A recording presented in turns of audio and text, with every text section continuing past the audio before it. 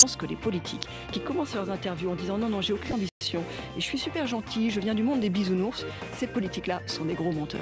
La vérité, c'est que la politique, c'est très concurrentiel.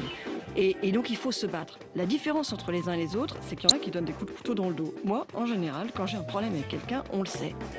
Fonceuse et combattante au couteau, mais de face, NKM s'est lancée à l'assaut de la mairie de Paris, tenue par le PS depuis 2001. Un pari difficile dans un environnement hostile avec une droite parisienne qui se déchire depuis des années.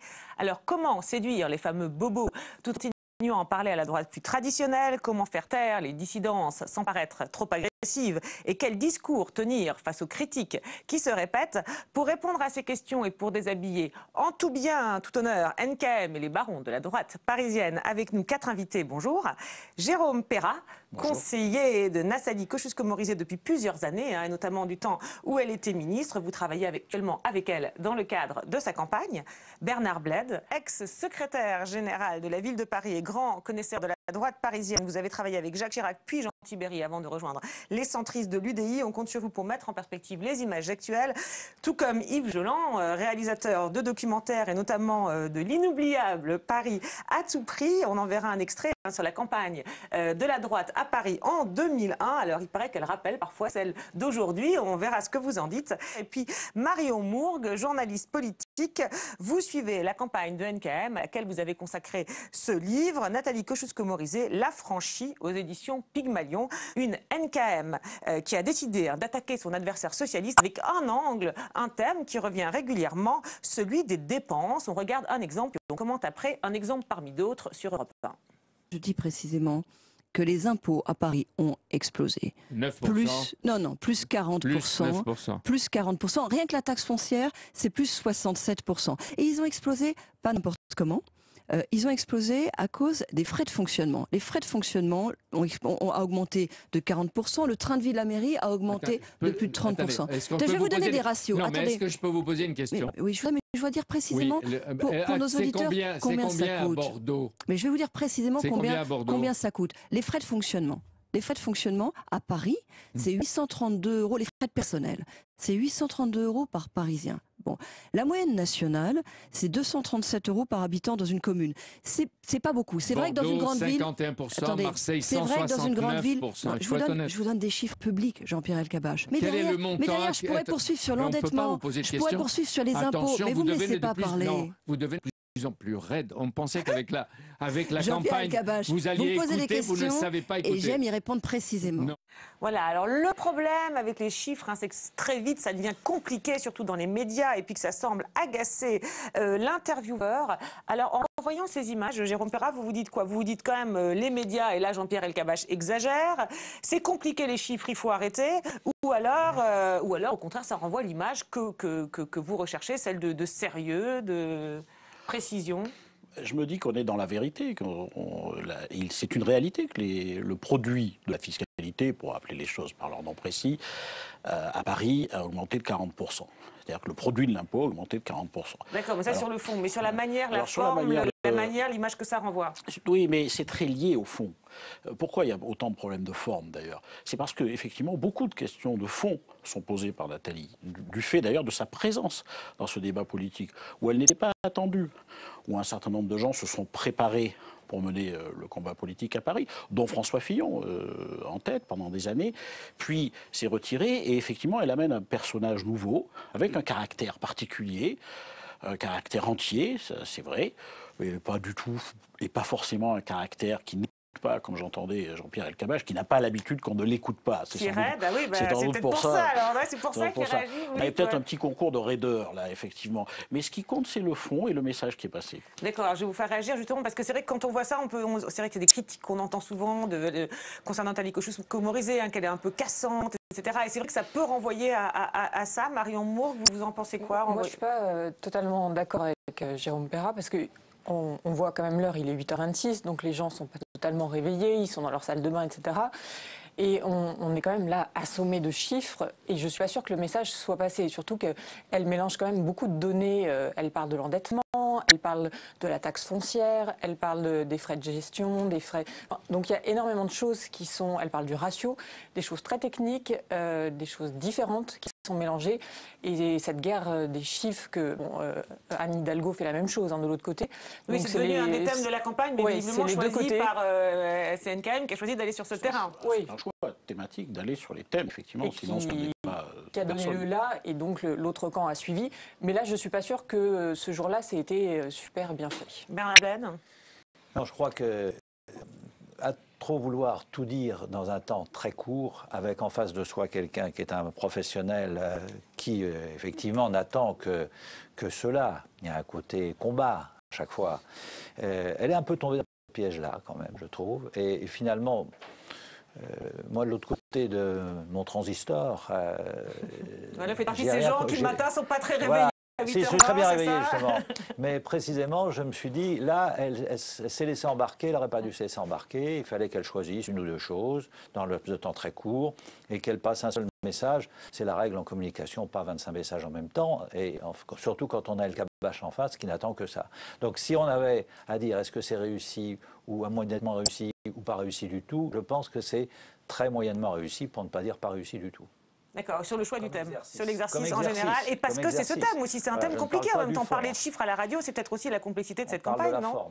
Réagir Yves Joland, mais peut-être en rajoutant un autre ingrédient de cette campagne, qui est peut-être l'autre versant de la campagne. Hein. À côté de cette bataille sur les chiffres, le bilan, NKM mène une campagne plus personnelle, une campagne d'image plus personnelle. Alors c'est ainsi qu'on a pu la voir.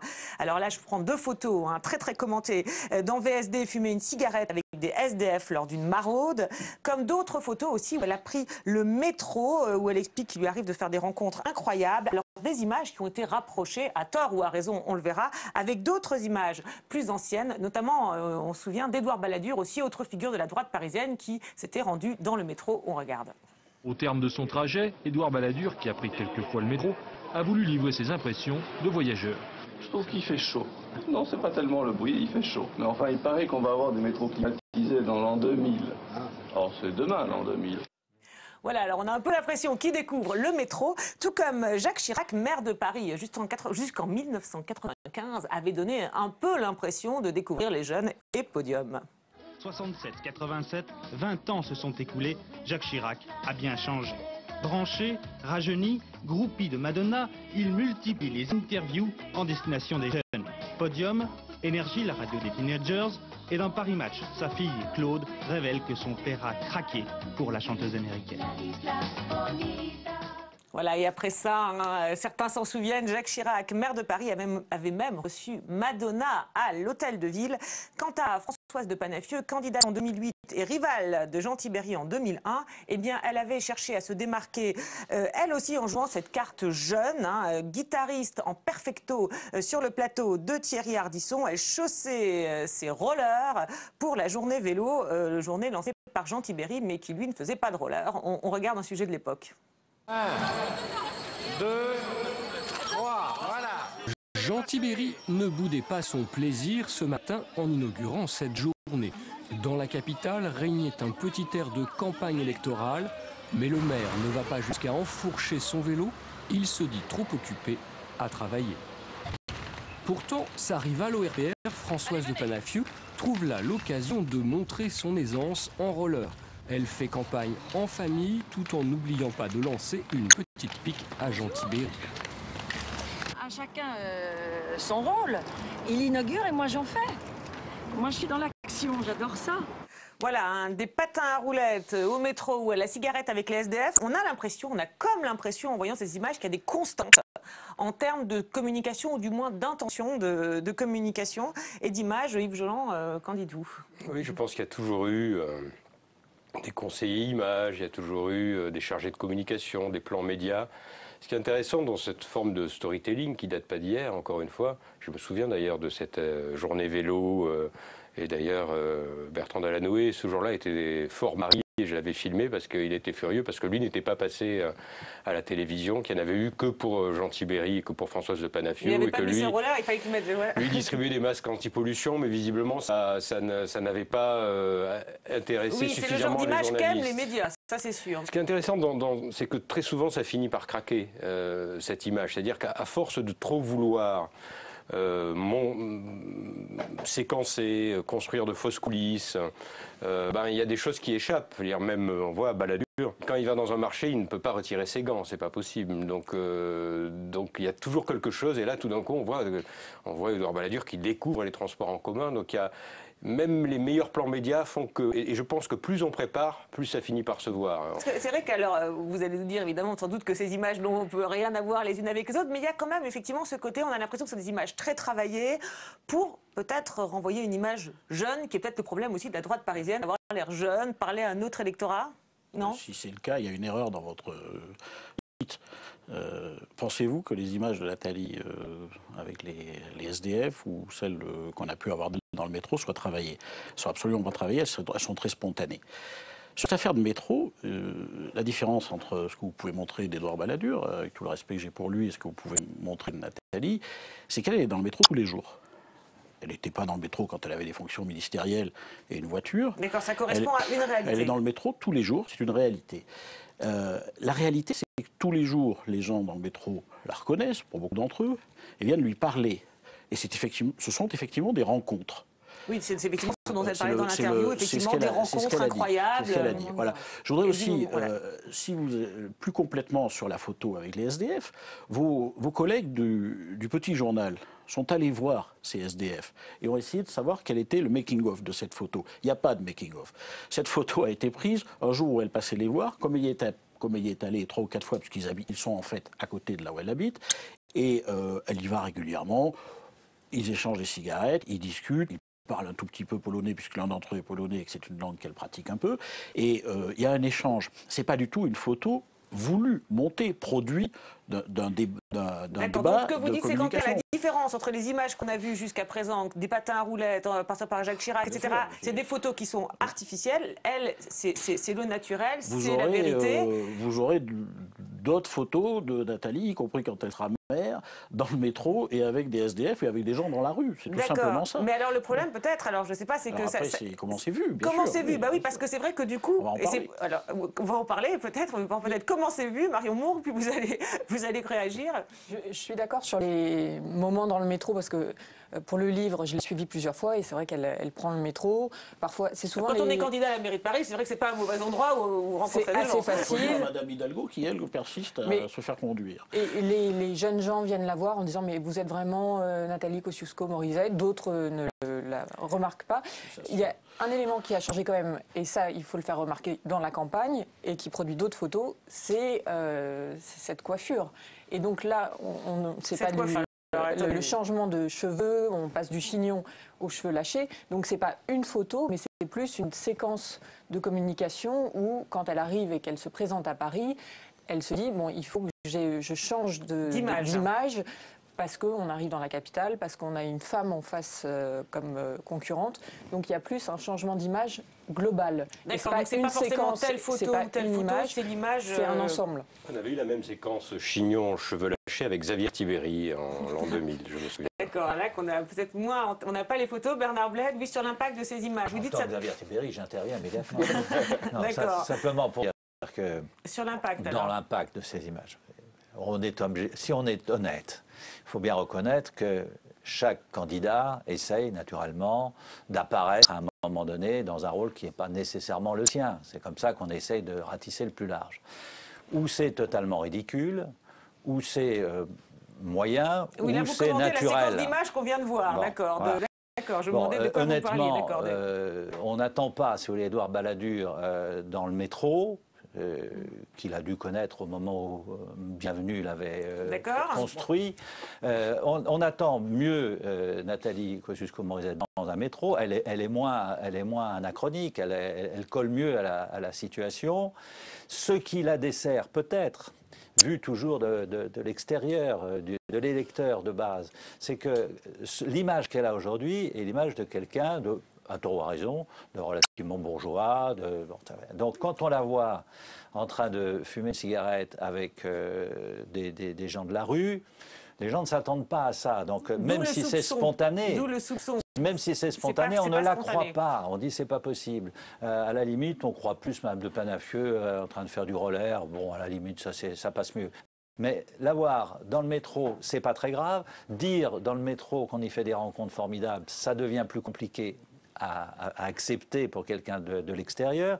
Et signaler que c'est là où elle est le mieux dans la ligne, où il y a le plus de monde. Oui, les gens qui la prennent se disent, elle se moque un peu de nous. Mais c'est probablement, ça la dessert à cause de son image naturelle. D'accord, le décalage, en fait, vous dites le décalage entre l'image qu'elle a et ces images. Un mot, puis on va faire réagir Jérôme Perra. Et pourtant, c'est plutôt assez elle, parce qu'elle aime bien casser les codes. Elle aime bien justement être là où on l'attend. Et elle se dit que ça... Enfin, c'est pas qu'elle se dit, mais ça correspond bien aussi à l'esprit parisien d'être là, avec différents publics et à sa personnalité. Donc c'est plutôt assez elle. Oui. C'est plutôt elle, mais c'est pas forcément bien compris. En effet, pas forcément bien reçu. Un dernier petit mot, puis on va passer justement à Nathalie Kosciusko-Morizet, parlant d'elle-même sur ses... Non, je trouve que la photo est belle, en tout cas. C'est déjà... La photo est belle, voilà. Alors, vous disiez, effectivement, on imagine tout de suite Nathalie Kosciusko-Morizet avec son parcours, ses études, on lui colle un peu une étiquette. Et alors, c'est intéressant de voir qu'aujourd'hui, dans cette campagne, elle fait moins de communication personnelle, elle parle moins d'elle, elle parle relativement peu d'elle, finalement. Elle l'a fait au début de la campagne, elle le fait moins. Elle n'est plus sur des thèmes de fond, du moins on a l'impression, vous nous répondrez. En tout cas, en cherchant les extraits, on en a moins trouvé. En revanche, il y a quelques mois, elle avait un peu répondu justement à cette critique qu'on entend parfois, voilà, la bourgeoise, avec un certain pédigré. C'était justement pendant la campagne présidentielle et encore suite à une de métro, mais c'est que le point de départ, c'est pas là qu'on veut en venir, puisque Nathalie Kosciusko-Morizet, on s'en souvient, s'était trompée sur le prix du ticket de métro, et suite à ça, écoutez.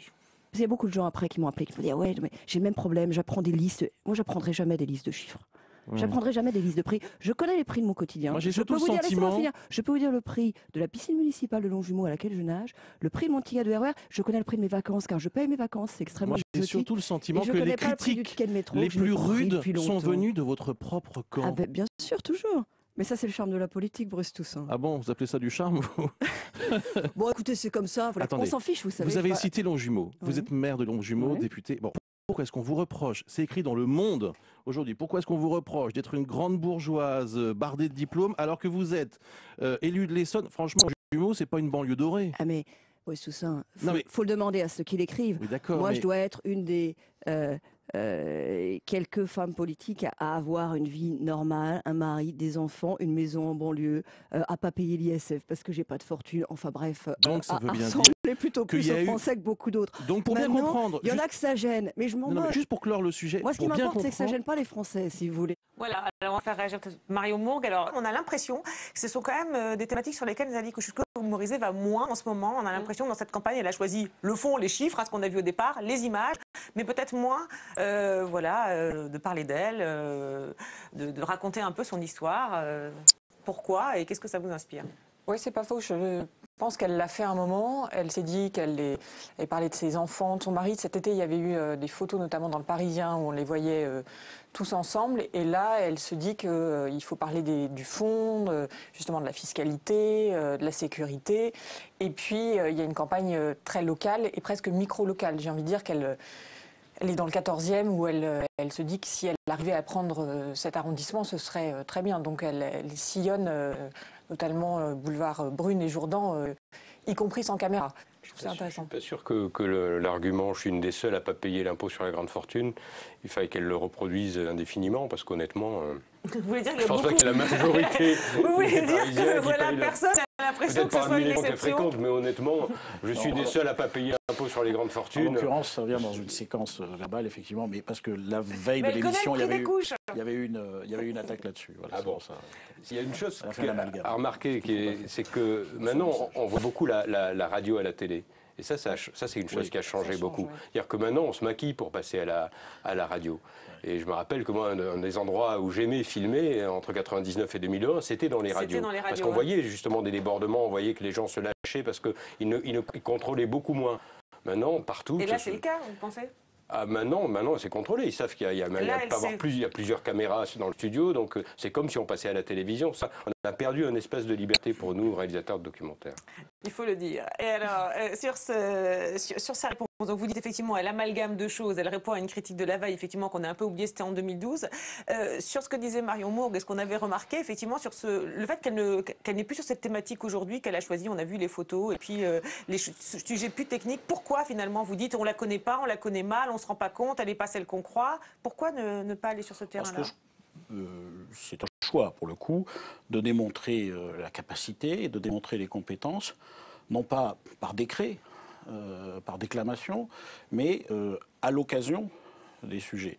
Les propositions qu'elle fait en matière de sécurité, les propositions qu'elle fait en matière de fiscalité, en matière d'urbanisme, démontrent sa capacité à comprendre, à faire avancer de lourds projets urbains qui font appel à de multiples savoir-faire et à coordonner un certain nombre d'ingénieurs, d'administrateurs et de gens qui savent travailler ensemble. On est dans une phase de la campagne où c'est projet contre projet, mais au-delà, c'est compétence contre compétence. D'accord, donc c'est pas personnalité contre personnalité. Même pour une ville comme Paris, on a l'impression qu'on est dans une certaine... Bien sûr qu'à travers cela... Bernard Blade n'a pas l'air d'accord. À travers cela, c'est un choix de personnalité. Je ne suis pas en train de vous dire que Nathalie Kosciusko n'a pas de personnalité et qu'on n'impose pas sa personnalité dans Paris. Ne serait-ce que pour avoir une certaine capacité de police, on va y venir, avec un certain nombre de gens dans l'ensemble des listes et pour la constitution des listes. Et je voudrais d'ailleurs des choses à vous dire là-dessus. Mais elle n'a pas choisi de se vendre en tant que personne. Il faut se montrer aux Parisiens en tant que capable sur un certain nombre de sujets et de thèmes. Bernard Blade, vous réagissez. Vous avez une grimace pour ceux qui ne l'ont pas vu. Pas une grimace, mais simplement pour dire que Paris, c'est pas une ville ordinaire. Il y a quand même très largement dans le combat qu'on est en train de mener là, un combat de personnalité, contestablement. Mais elle a un autre problème, c'est qu'elle n'est pas parisienne, autant au sens électoral du terme. Elle n'est pas élue parisienne. Elle est obligée de compenser par rapport à Madame Hidalgo, qui elle est élue depuis certain temps, parce qu'elle n'est pas élue de Paris. Donc il faut bien qu'elle ait les deux pieds sur un ski, chacun d'un côté et de l'autre, c'est-à-dire de dire d'un côté, il faut que j'impose une personnalité, sans que ce soit trop excessif, c'est pour ça qu'elle a fait un peu mezzo voce, et d'autre part, il faut que je montre que je connais Paris, que je suis capable de gérer cette ville. Donc elle est bien obligée d'y venir, alors que là, elle a un petit déficit par rapport à Madame Hidalgo, que n'importe qui aurait eu à sa place. Hein, d'accord, il n'y a pas de doute sur le fait qu'elle connaisse les dossiers. Il y a un double travail. Alors je ne dis pas que c'est pas du tout paradoxal ou antagoniste, c'est normal, mais il y a bien deux choses différentes à faire. Un mot, oui. Oui, c'est le reproche qui lui a été fait vraiment au début de la campagne et qui revient aussi avec les dissidents, c'est de dire elle ne connaît pas les dossiers, elle n'est pas de Paris, enfin voilà. Donc on sent qu'il y a cette volonté d'être ancrée vraiment dans le dossier et dans Paris. Alors, vous avez parlé les uns et les autres des dissidences. Alors, elles ont commencé dès que Nathalie Kosciusko-Morizet a cherché un arrondissement où se porter candidate. Alors, elle avait d'abord évoqué, le 5e a été évoqué, non pas par elle, mais proposé pour le coup par Dominique Tibéri, fils de Jean, maire depuis 30 ans, qui ne se représentait pas. Mais NKN n'a pas voulu que le fils succède au père. On l'écoute sur ce sujet du 5e arrondissement. Jean Tibéri a fait un gros travail comme maire d'arrondissement, et je pense qu'il l'entend lui-même. Il y a un moment où il faut savoir passer la main. Il passe la main. Et pour ce qui est de passer la main, il n'y a pas de droit de suite. Je laisse les méthodes d'héritage à la candidate socialiste. Est-ce que vous pensez que son fils n'est pas à la hauteur, que le fils n'est pas à la hauteur Moi, du père? je suis pas pour le système monarchique. Je pense qu'il n'y a pas de droit de suite automatique du père au fils. Je trouve que Dominique Tibéri a sa place. Parce qu'il a bien travaillé, beaucoup travaillé, mais il a sa place plutôt sur une liste. Et j'ai proposé qu'elle puisse être conduite par Florence Berthoud, qui est une candidate de grande qualité, une femme à la fois de talent, d'autorité, qui habite le 16e, qui travaille dans le 19e et qui est élue du 1er. C'est pas vrai, ça? Et qui déménage dans le 5. Voilà, donc résultat du désaccord, la candidate choisie par NKM est investie dans le 5e et Dominique Tibéri monte une liste dissidente dans ce même 5e arrondissement et puis il n'est pas tendre non plus avec la candidate, on l'écoute. Elle a besoin, pour être maire de Paris, de réunir tout le monde. Il faut réunir sa famille politique et bien au-delà de sa famille politique. Il ne faut pas commencer par diviser sa propre famille politique avec un comportement agressif qui, on le voit bien, n'a aucun effet. J'observe les attitudes politiques, nous sommes d'accord, et je constate que pour l'instant, le chemin qui est suivi n'est pas le bon. Les méthodes qui sont employées ne sont pas les bonnes, elles sont même mauvaises. Alors, on va passer à d'autres arrondissements après, hein, mais peut-être un petit mot quand même, puisque vous connaissez bien les Tibéri. Sur Dominique Tibéri, on dit, hein, il dit Nathalie Kosciusko-Morizet agressive, mais là, on voit qu'elle est quand même moins agressive qu'il ne l'est lui. Enfin, si on fait un petit match d'agressivité. Si on joue un peu le jeu de la vérité, parce qu'il y a tout un système de masques dans tout ça. Alors, bon, la vérité, elle est claire. La vérité, c'est que Nathalie Kosciusko-Morizet n'a pas envie d'avoir sur ses listes quelqu'un qui s'appelle Tibéri. Parce que derrière Tibéri, il y a 20 ans, 25 ans d'histoire, il y a des affaires, il y a un tas de fourbies, des choses qui sont d'ailleurs actuellement encore pas totalement jugées. Et donc, a priori, ils sont tout à fait dans leur droit de se présenter et on ne peut pas leur faire le moindre reproche de ce point de vue-là. Mais on n'a pas envie, elle n'a pas envie de traîner un passé qu'elle considère comme étant lourd. C'est ça la vérité. Après, on peut habiller ça comme on veut. Bon, non, oui, c'est pas ça.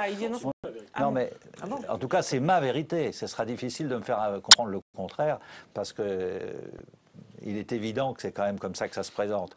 J'y ajoute en plus que dire que ce qu'elle le dit très gentiment, que Jean Tibéri fait beaucoup pour Paris, etc. Très bien. Qu'il n'y a pas de droit de suite. C'est pas un argument, ça. L'argument, c'est pas de savoir s'il y a un droit de suite ou pas. L'argument, c'est de savoir s'il y a plus de chances de garder le 5e arrondissement avec un Tibéri ou pas. Si la réponse est la sienne, c'est la sienne, ça ne me convainc pas. D'accord. Alors, ça ne convaincra pas les Parisiens du 5e non plus. Surtout avec Mme Berthoud, qui ne connaît le 5e que pour y être allée de temps en temps faire son marché. On va pas faire la campagne des uns et des autres, parce qu'on est plutôt sur la communication. Mais donc du coup, vous dites... demandez mon avis. Oui, mais votre avis sur ce qu'elle dit, c'est très intéressant. Donc du coup, mais vous n'étiez pas d'accord. Vous disiez non, en fait, elle ne dit, c'est pas qu'elle ne veut pas des Tibéri. La phrase que vous contestez, c'est que Nathalie Kosciusko a souhaité avoir sur ses listes un Tibéri, Dominique. Il lui a été proposé d'être 2e de la liste du 5e arrondissement. Il n'y a pas eu du tout d'oukase, d'ostracisme vis-à-vis de cette famille. Effectivement, elle n'a pas dit à Dominique Tibéri de prendre tout simplement la succession du père en vertu d'une loi salique dont je comprends éventuellement quelques vertus politiques, mais qui en l'occurrence n'était pas démontrée. D'accord. Donc là, vous dites en fait l'argument qu'elle donne, c'est la vérité. Alors, autre problème, parce que des fois, elle n'hésite pas à dire effectivement qu'avec certains candidats, on ne gagnera pas. Et c'est justement ce qui se passe dans le 14e arrondissement, un arrondissement stratégique, puisque c'est celui où NKM est candidate, mais ce qui n'est pas du goût de la tête d'affiche locale, évincée, et qui du coup se présente en dissidente. On écoute sa face sur le plateau de Canal+. Pourquoi tiens-tu à te parachuter en tête de liste dans le 14e arrondissement alors que la mairie du 14e ne t'intéresse pas? Alors que tu le sais et chacun le sait, tu n'as pas besoin d'être tête de liste dans un arrondissement pour être élu maire de Paris. Pourquoi ne nous fais-tu pas confiance? Marie-Claire je le sais très bien, elle a été tête de liste en 2008 dans l'arrondissement, elle a fait 28% au deuxième tour. Voilà, on ne passe pas si facilement de 28% au deuxième tour à 50 plus 1, ce qu'il faut pour gagner. Et c'est la raison pour laquelle dans cet arrondissement, comme dans d'autres arrondissements de Paris, et je pense que c'est aussi le sens de mon élection dans la ouverte pour l'alternance à Paris, je renouvelle. Je propose une nouvelle stratégie. Vous avez dit, je ne suis pas là pour rejouer 2001 et 2008, je suis là pour que ça change. Alors, donc c'est vrai qu'il y a des candidats qui par le passé n'ont pas fait des scores complètement satisfaisants, pour lesquels je propose un changement. Voilà, donc argument pragmatique aussi, on y reviendra. Ça, c'était pour les évincés. Quant au choix d'aller dans le 14e arrondissement, NKM s'en explique aussi. Moi, j'ai toujours dit, depuis 6 mois, je ne choisis pas la facilité. J'aurais pu aller me planquer dans le 16e arrondissement, dans le 8e arrondissement. J'aurais pu aller dans un arrondissement facile. Mais je suis là pour que ça change à Paris. Je suis là pour que ça bouge à Paris. Donc j'ai choisi la difficulté. J'ai choisi un arrondissement qui est difficile, un arrondissement qui peut être la clé.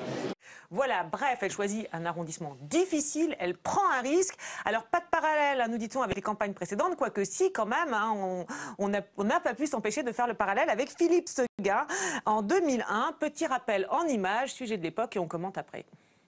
Le député des Vosges a choisi sa piste d'atterrissage, ce sera le 18e arrondissement. Qualifié de parachuté par ses adversaires, Philippe Séguin a officialisé une décision prise de longue date et dont le secret s'était éventé. Pourtant, il y a une vraie surprise, le candidat RPR ne sera pas tête de liste. J'ai souhaité vous annoncer aujourd'hui que j'avais choisi de figurer en 4e position sur la liste du 18e arrondissement. Parce que la politique, à mes yeux, implique de prendre des risques au service de la cause à laquelle on croit. Le 18e, un quartier du nord de Paris éternellement ballotté entre richesse et pauvreté, de la luxueuse butte Montmartre aux habitations précaires de la Goutte d'Or. Ballotté aussi entre droite et gauche, aux municipales comme aux législatives. À droite d'ailleurs, tout n'est pas réglé. Il y a d'abord le cas Jean-Pierre Bloch, fâché avec Séguin, il a décidé de monter sa propre liste au nom de sa légitimité. Autre écueil pour Philippe Séguin, les partisans de Jean Tibéry. Dans le 18e, ce sera également un élu local. Il y a eu malheureusement des personnes parachutées qui se sont écrasées de façon assez violente, ce que je ne lui souhaite pas d'ailleurs. Voilà, des parachutés qui se sont écrasés de façon assez violente, et c'était violent aussi à l'époque, en 2001. Alors, Yves Geland, justement, peut-être sur le parallèle entre les deux campagnes, même si NKM est parachuté en passe Navigo, comme elle le dit, ça n'a rien à voir avec, effectivement, Philippe Séguin qui venait des Vosges, mais enfin, quand même, on ne peut s'empêcher de faire des parallèles sur, effectivement, la stratégie de l'arrondissement risqué, même si Philippe Séguin s'était mis finalement en première position plus tard dans la campagne, les dissidences.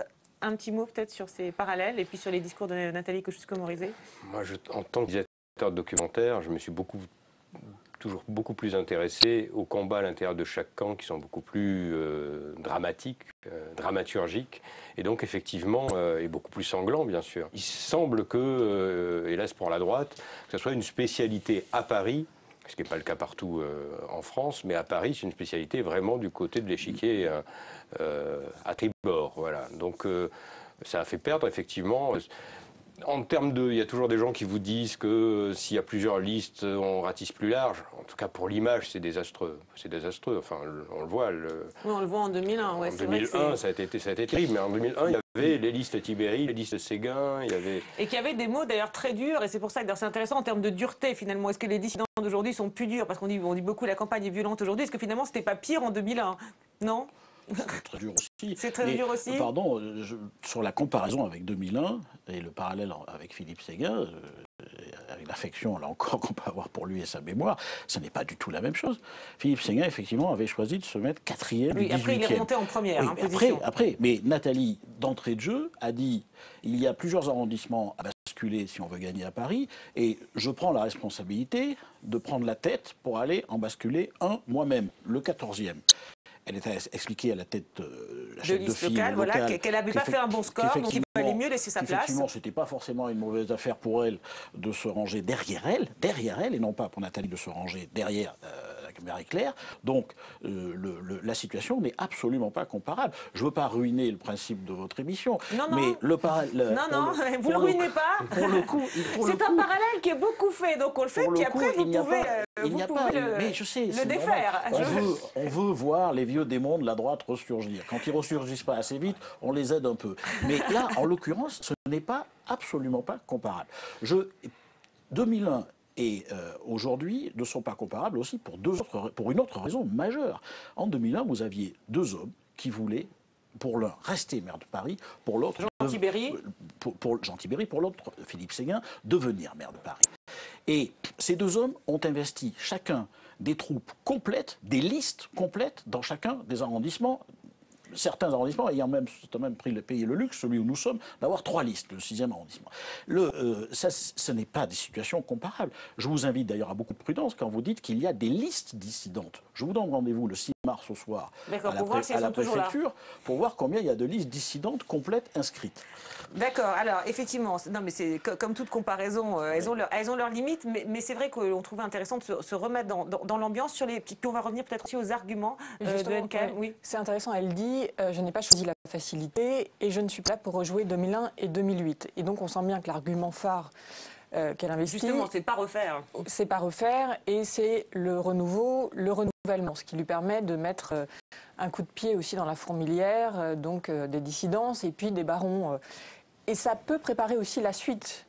Parce que si jamais ça se passe mal pour elle, elle pourra toujours dire, bon bah, vous voyez le bazar qu'il y a eu, moi j'étais là, quand d'autres n'y sont pas allés. On peut penser à François Fillon, qui est quand même député de Paris. Moi j'y suis allée, ça s'est mal passé, mais j'ai tenté, j'ai essayé de renouveler. Et là on pourra dire que c'était comme en 2001 finalement. Voilà. Ouais, alors donc on voit quand même ce que ça prépare. Mais alors vous parlez de la personnalité, parce que vous disiez la personnalité de Nathalie Kosciusko-Morizet, elle s'exprime aussi face aux dissidents. C'est ce que vous disiez tout à l'heure. Bien, si j'ai bien retenu. Là, justement, dans ce qu'on vient de voir, le discours qu'elle tient, qu'est-ce que ça montre, du coup, pour ceux qui, justement, alors c'est vrai que la connaissent pas forcément très bien. Dans un certain nombre de situations, il a fallu prendre des décisions. Mais on ne peut pas céder à toutes les pressions, à toutes les menaces. Il y a des gens qui sont partis en dissidence, auxquels quand même des choses très correctes ont été proposées. Marie-Claire Carragé, qu'on entendait à l'instant, il lui a été proposé d'être la 3e de la liste de Nathalie, d'être maire du 14e. Dominique Tibéri, je n'y reviens pas, d'être 2e de la liste du 5e arrondissement, et ainsi de suite dans pas mal d'arrondissements. D'accord, donc du coup, oui, mais alors du coup, et du coup Et du coup quoi? Du coup, ça n'a pas marché, du coup... alors du coup quoi? Quelle conclusion il faut en tirer? J'en tire la conclusion qu'il n'est de richesse que d'hommes et de femmes, et que ces gens-là veulent effectivement s'investir, travailler. Il n'y a que 163 postes de conseillers de Paris, théoriquement, et beaucoup d'entre eux, effectivement, ne pourront pas être conseillers de Paris.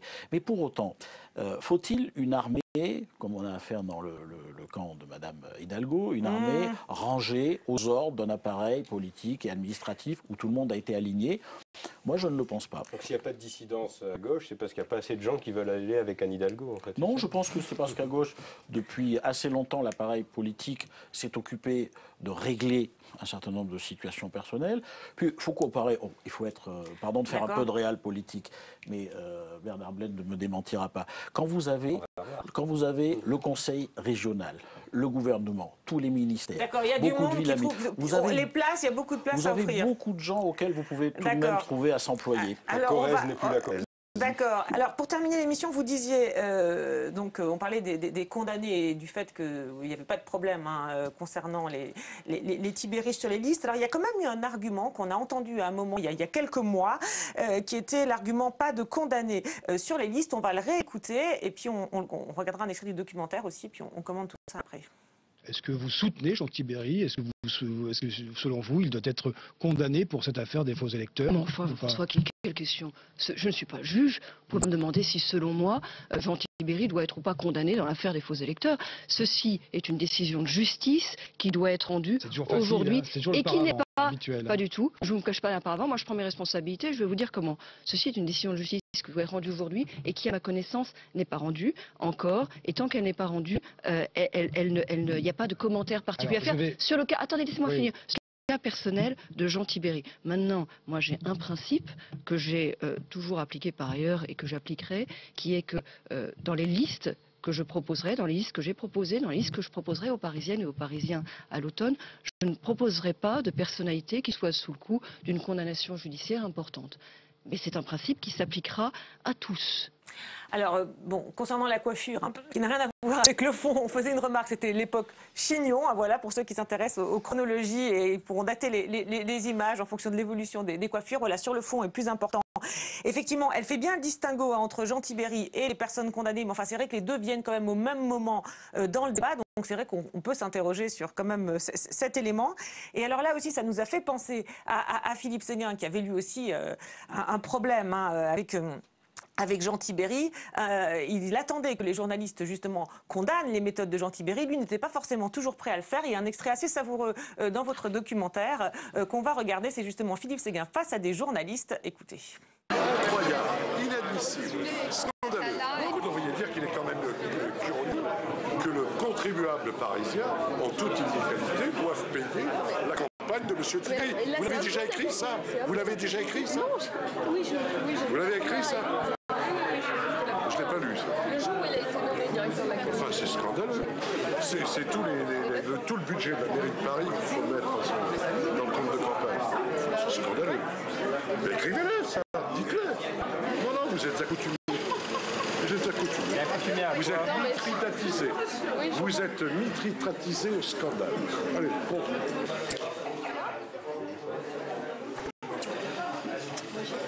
Tout le monde s'en fout. Mais c'est incroyable. Incroyable cette passivité. Alors je serais peut-être battu compte tenu que vous aurez anesthésié les Parisiens sur un certain nombre de principes de morale publique qui valent partout en France sauf à Paris.